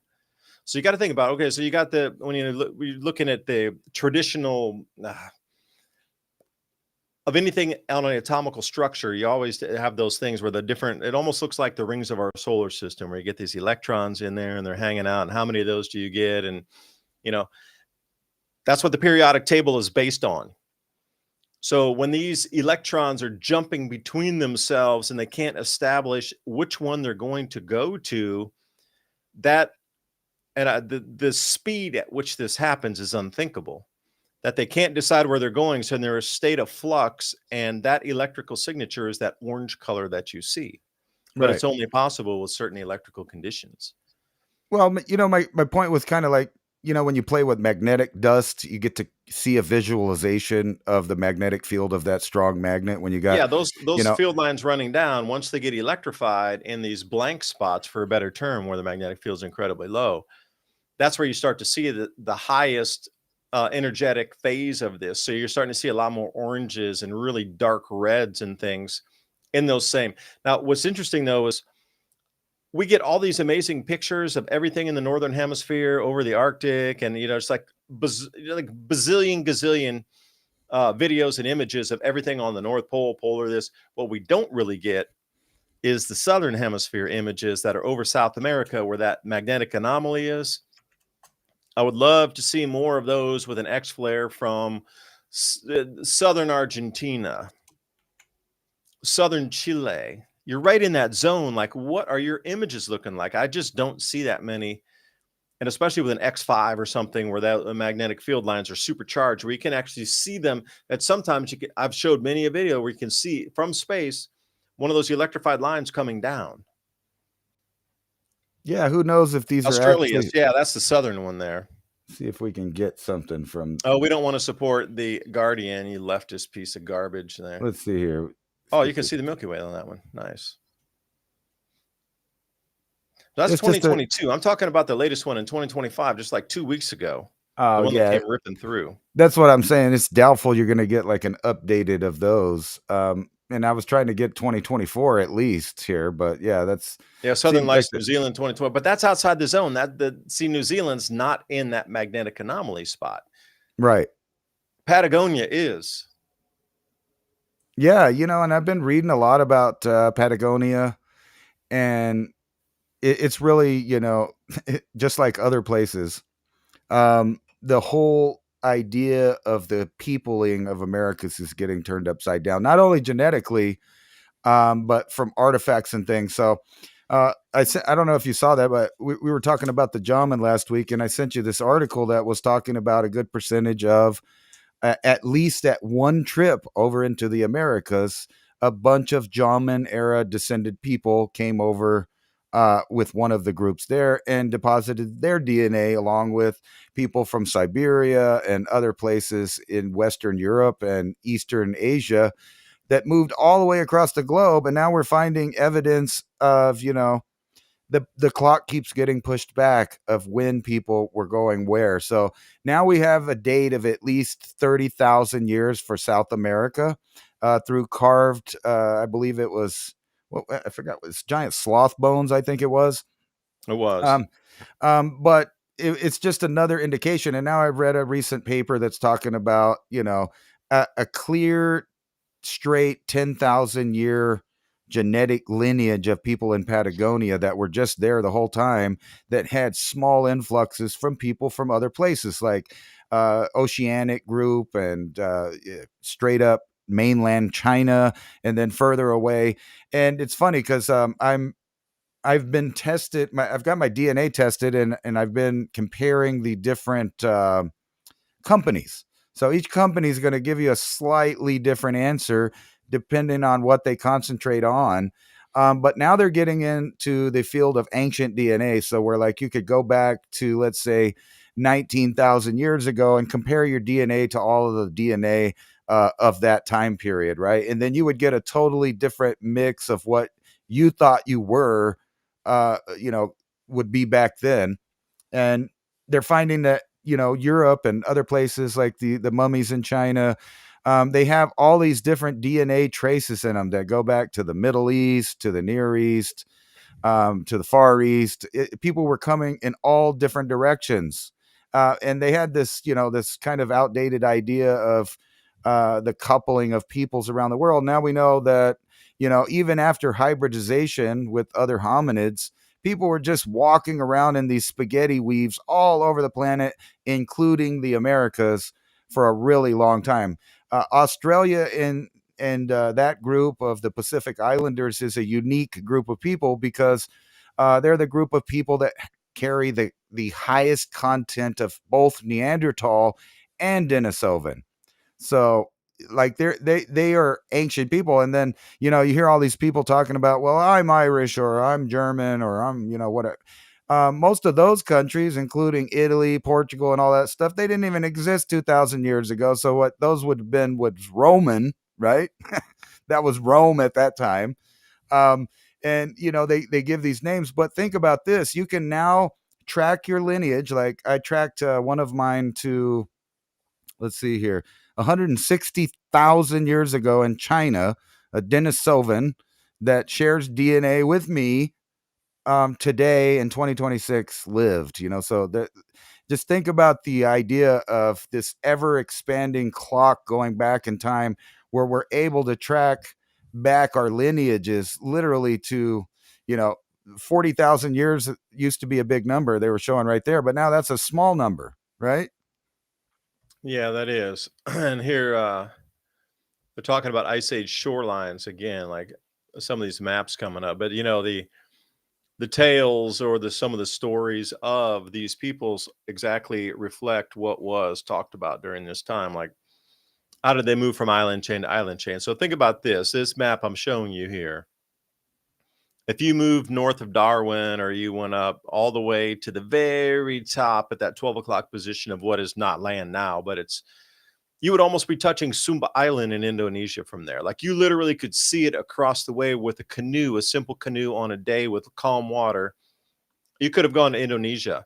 And when you're looking at sea level rise or falls 40,000 years ago or 30,000 years ago, that was itself a giant continent, that every bit of landmass from Thailand all the way down from Malaysia through Indonesia was one, they call it Sundaland, it was just one giant landmass all the way through the Philippines. I mean, between the Philippines now is a bunch of islands there that are, an archipelago, but before it was an interconnected landmass that had a giant bay within it that some islands resided in. And that giant amount of, there were some, some passes through a few of the islands due to the depth of the trenches there. But otherwise, it was just one solid landmass. I mean, literally connecting right up to Indonesia, a canoe ride away, and you could have walked all the way to China from here. So when you're looking at how people could have moved around during this time, it gets a little bit interesting on truly what our history is, or what we've been told on how, people interconnected. It was supposedly there was no connection 40,000 years ago, but then the sea levels being different, how much easier it would have been. 400 foot lower sea levels, you're talking about massive amounts of water not being there. So when we look at our oceans, they're like, well, they couldn't have crossed the oceans. Yeah, not today, maybe. But think about if you could actually see island chains to the next one on clear days, and they would be completely underwater, 400 feet underwater now. I mean, the amount of land mass that was shown and available to walk across or easily get to, comparatively, I think we've been lied to about the history. I know deep in the Pacific, but still, a lot of these islands were 5, 10, 20 times bigger than they are today due to the sea level rise being lower. And some of those, what were considered wide gaps between each and other of those steps now in today's world, were very doable, and even rudimentary sailing vessels. I mean, shit, people go out in the ocean on 15-foot, 20-foot, 30-foot schooners. I mean, what if you were a village and you could build an 80-foot schooner or some sort of canoe rig like they did in Hawaii, Rapa Nui? That whole entire Polynesian culture advanced Right. using star navigation as well as using sails at the time, along with the canoes and, outriggers and everything. They were very advanced in using the ocean. Now, you don't think they could if sea levels were 400 feet lower, and we have continental land masses rising out over New Zealand is now, that's stretched up. I mean, sheesh. The Pacific was widely, drained at that point, except for the very deepest trenches. There were massive amounts of land that were seen and visible and above land. They don't do the thing around New Zealand because it was so gigantic. The other landmass around New Zealand was probably a quarter of the size of Australia when it was at that sea level. That's the wrong one. I was going to try to demonstrate here something pretty trippy, I think, for people. I think because our history, while you're getting that set up, I really believe the history we've been given is an absolute lie. Well, here's one that they agree on. So if you did DNA testing, there's different companies that provide archaic DNA testing, so you can find out what percentage Denisovan perhaps you are, or how much Neanderthal you are. And I did that with a couple different companies. So one of them says that I'm like 1.96% Neanderthal, and The test for Denisovan shows I'm about 0.29 percent Denisovan, which is actually high for somebody of European descent. However, they only have so many samples of these archaic people, right? So they have a big database of Neanderthals, and they can literally match you with the closest Neanderthal or Denisovan that there was. So that means that you share DNA with that individual. Now, despite Denisovan being considered a different species, it was a human that built tools and presumably had a large brain based on what we know about it, just like Neanderthal or Cro-Magnon did. But here would be a sample that they say I share genes with and connected with, and this is at least 160,000 years old. That's a human being found in China, I think it was. That one. Here's one in Southeast Asia, a different sample that I also match, 164,000 years old to 131,000 years ago. Now, people are talking about tracing their ancestry a few hundred years and stuff, when the fact is that most people can really dive deep on checking their ancestry and looking at individuals that you share genes with that push the boundaries of the concept of human history. So some of the Neanderthal samples, I think one was at 50,000, another one that I matched was at 100,000. But those are people living in Europe, China, and elsewhere that are either, off a different branch that you shared a mother with, or are literally in the same branch that you are today. And it's kind of mind blowing to think that, people were moving around. Now, one company, gives you kind of a breakdown of your ancient DNA as far as about at the turn of the Ice Age, which, like if you take a modern DNA like Ancestry or something like that, they kind of hint at it, but it's, completely different. So it's kind of convoluted, the idea that they're showing you there with different ages. So like if you compared me with someone 20,000 years ago, I would match East Asians about 3 to 5%. So like, someone elsewhere in Europe might have a little lower number, but I figured out why that is because when I track back my mitochondrial DNA, it goes back to one of the earlier hunter-gatherer groups, the U, which made its way over into today's world in southern Siberia and still kind of lives on the plains, like with, but all of them are Asian people. They look East Asian, but I share a mitochondrial DNA with them, and it basically is not even testable in the Western world. Yet, if you did a test that said more recent, it would show, oh, well, your family lived in the UK for the last 2,000 years. So, like, it's Can you all take that piece of convoluted. paper with you traveling and be like, hey, I'm part of your tribe. You got to take me with you. Right. And what's even cooler is some companies even offer you specific ancient DNA. Like, say, you wanted to know if you were a steppe pastoralist or one of the first groups of farmers that came out of the Middle East, which are kind of like Sardinians are today. And then like there's groups of the Western hunter-gatherer that was there before people started farming and things like that. You can find out what percentage.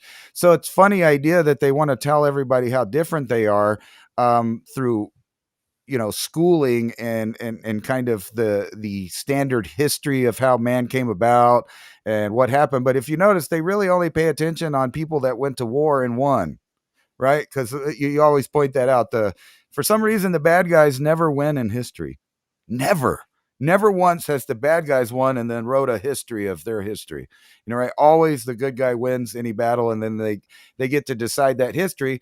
But it's so convoluted after many, many, many different overturns of resets. They really kind of hope, I think, humans don't get the past because we're about to repeat it in a fundamental way on the earth. Like, if you wrote a Lord of the Rings novel, it'd be about, empires crumbling and new people arising. And we talk a lot about the Middle East, how things are changing. And I got this one story I wanted to talk about because I think Can I throw this one up? Because the go change for that it. you're talking about here is, what we've seen through history. Was Venus a captured planet? Was it transiting through our solar system and it was captured?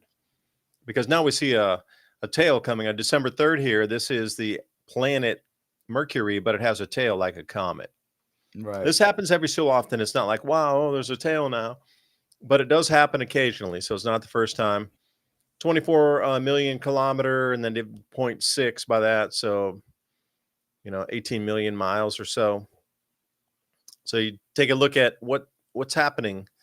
Is that a comet? Was that part of our ancient history as well? Because there's so many stories of, gods capturing other things and slaying things in the sky. Well, they were looking at the heavens with different types of electromagnetic events, as well as what if, you could actually see the planets like we do along the ecliptic, at least where I am, they're off this direction from my field. It's going off to the west this way.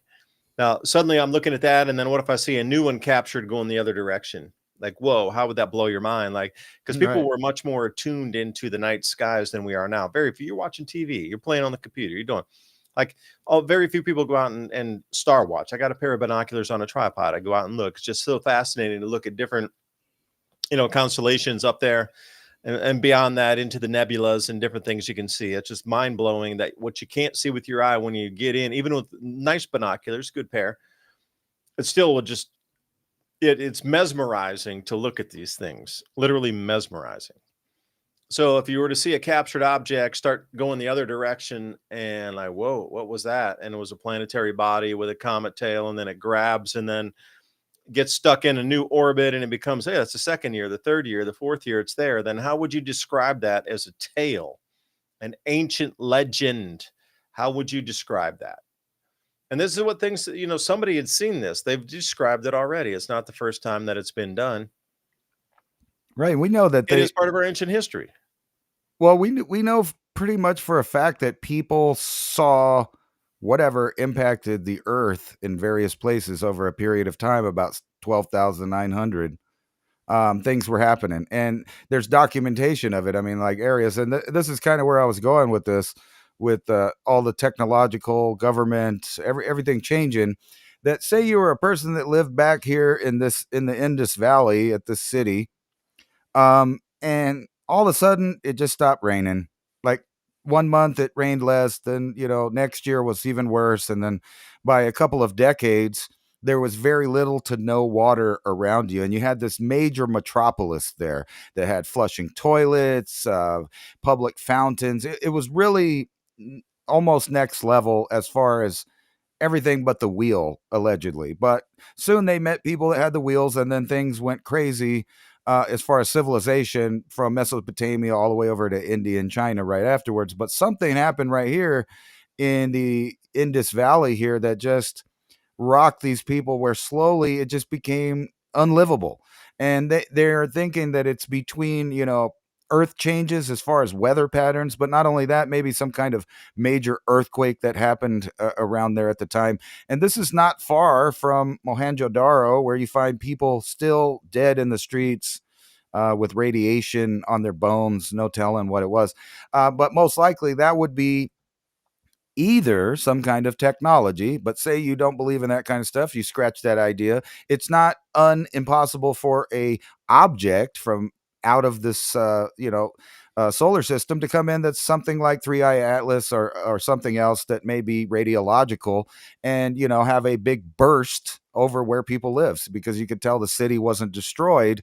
However, they all died and they all moved, and then you find vitrified stone and other indications that something miraculous or big happened. But it's not unlikely that one object or another might be carrying some kind of heavy radiological thing, like uranium or something even worse than that, maybe on the periodic table we don't know about yet, something unstable that would come in and just eradicate an entire area, and then everybody left forever. And then you think about, how does that kind of fit into today's life? What signs would they have been seeing when they lived there? I think they might have been seeing stuff like manufacturing shrink, jobs disappearing, people leaving, things like that, things that are not unfamiliar to us today in a technological world. Or maybe, massive layoffs, millions of people with nothing to do.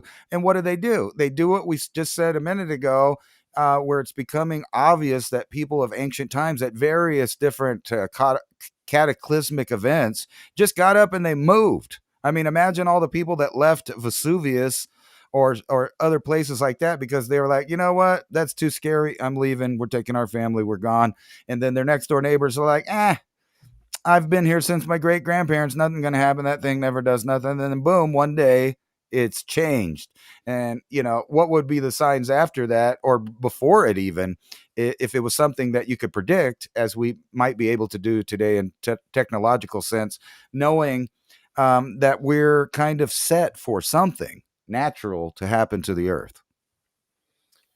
Yeah, and I would go on with that and say the amount of volcanoes that are waking up currently is, well, it's astounding. We had that Afar region just over there in Ethiopia that hadn't erupted in 10,000 years to 12,000 years. They're not even sure. It's a 10 to 12,000 year range of eruption. That's a damn big 2,000 year gap. Are you telling me that you can't precisely tell when that volcano erupted, that there's a 2,000 year possibility of error on that? That's 20% of error. Like, that's ridiculous that we have all these sciences that we can't even know. But this Purase volcano had just awakened, and that last eruption was 1977. So at least in terms of what we're seeing with extreme cold ready to rip into the planet right now, 1977 is that same Buffalo blizzard. We're experiencing some of the same things. I mean, I should jump into the winter forecast here. It says right Volcanoes there. going off that hadn't been seen since the 1970s. So if you would allow me to for this last minute or so here to jump in and share my tabs, what we're looking at is a super freeze event. So this was today Wow. and yesterday, 43 degrees Fahrenheit below normal on the average temperatures here. And if you're looking at the coldest place on the planet currently is where you see in the United States over Minnesota and parts of Iowa, leading over into Indiana there. 40 degrees Fahrenheit below normal temperatures. Well, meanwhile, the Arctic continues to have sudden stratospheric warming event after sudden stratospheric warming event. It seems that what you were talking about earlier, that there's a new magnetic field line that's energized enough to make that reconnection into a new point on the North Pole. That is, anytime we have something from the sun strong enough to reestablish, but right now we're in a sort of a weak period, it pulls off. The cold can lump back up there, and every time we have some sort of event from the sun, it punches back and knocks the cold away. So this is what seems to be a reoccurring pattern right now.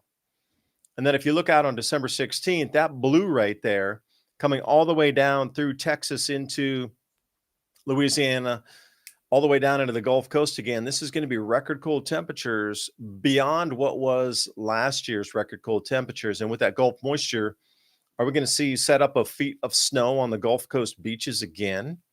This is what it seems to be shaping up as here, coming on in the middle of the month. Now, as we come into the 2nd to the 8th, now as we go to next week, what we're looking at below, sub-zero temperatures is anywhere in that light pink. Now, the demand for natural gas and electricity, and then we have these data centers, and we're getting into record cold that we haven't seen since the 1970s, snowfall, etc. Data centers versus people heating their homes, this is where the ultimate battle occurs this year. This is going to be an established, reoccurring pattern once again.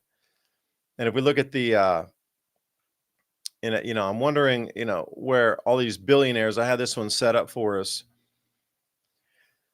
Billionaires are buying land in certain locations across the U.S. And you just have to wonder, do they know something about, I'm not saying it's going to go to this, level of destruction, but in terms of some sort of earth change that people are preparing for, governments, billionaires, etc., they seem to have mapped it out pretty good on the cycle duration, the onset, the intensification, the apex of earth changes.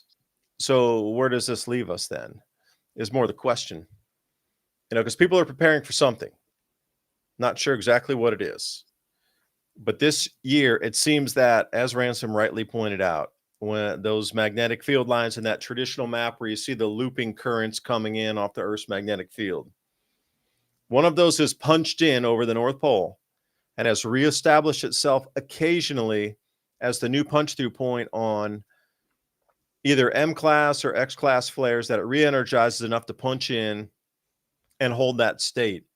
And we're getting continuous knockoff of the Arctic cold across lower latitudes. So every time we get a solar event, a CME coming in, we're going to get the reestablishment of that sudden stratospheric warming event, is the way they're terming it. I'm saying it's a new electrified, established magnetic field line that is in the wrong place. It's off kilter, for a better term, and it's disturbing the entire flow of the Arctic air mass during our winter months. That's what we're dealing with. So be governments and try to deal with that. It's actually here now. And how do we deal with it? Because there's going to be most of the Arctic this winter, when it reestablishes the cold and we get a solar event, boom, it's going to knock down again. And we're going to get continuous flows of Arctic air, and especially when it comes into January and February, and we get into 40 degrees Fahrenheit below normal temperatures in the middle of January, that's a very scary world to live in. And then if it does continue to spill out into April and May, and we get, X-class flares coming in May, and boom, we get another one of those knockouts during the planting season, then where does that take us? It takes us into that food. And why do they want you on the digital ID? Because of a digital rationing card, they can ration food along with the digital ID to see who gets what. I mean, it seems a lot tied in right now, and especially the Economist magazine cover of the year ahead 2026 shows a round perturbation of something in that same area where this magnetic field line establishes itself and keeps knocking the cold down with this high pressure system that rides on top of that. So anyway, I appreciate you watching tonight. Ransom, thank you for joining and throwing your ideas in. buymeacoffee.com/civilization cycle. If you like this type of content, scan that QR code right there. Head over to civilizationcycle.com, put your email in, grab the show notes of things we talked about tonight. If it was too fast and furious for you, awesome, because you can just get the show notes and we'll be happy to get the talking points. So you can share with friends and family, see what other people are thinking. How do we come up with solutions? But please support us in this broadcast. Our sponsors tonight, VNI.life. Those links are in the description box below. Alpha Vedic, as well as Hemp Lucid with Chase over there. And buymeacoffee.com/civilization cycle. So I appreciate you staying with us through these 2 hours. I know we go through a lot of, we try to stay away from politics because everybody's saturating the politics. We wanted to go on something that's a little different, so you can see the layers of the onion here that are, in play at the moment on our earth and our world. Ransom, take us out. Any closing comments?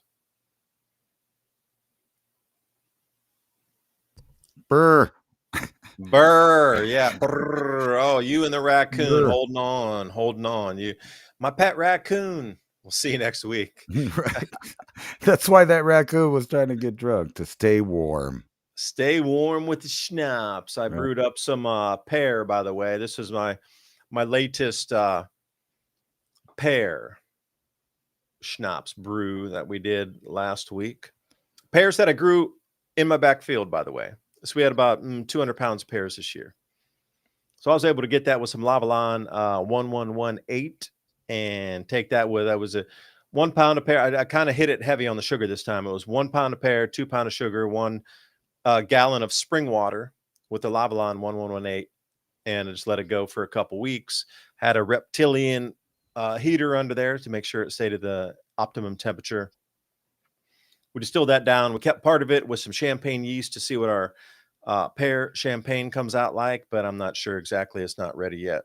But if you're wondering what I was sipping on, this is from my own place, distilled by myself with my own fruits off my own land. The only thing I used was the yeast that I bought from somewhere else. The spring water came from our earth, local.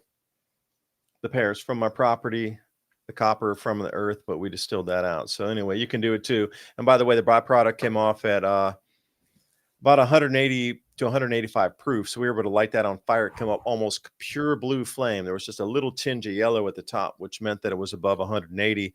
So there's some motor fuels in there too, the ethanols. Hey, Nice. So I'm trying to get a guy that has this old, it's got a 1928 crank dual fuel motor off of, and I'm trying to get him, once I get 5 gallons of my super octane, to try to come in. We're going to do a video and try to pour that in and see if we can't get the auto started off with something that was brewed on the property as motor fuels from a 1928 vehicle. So that's in the future for you. We'll keep you Rocket fuel. apprised No. of that.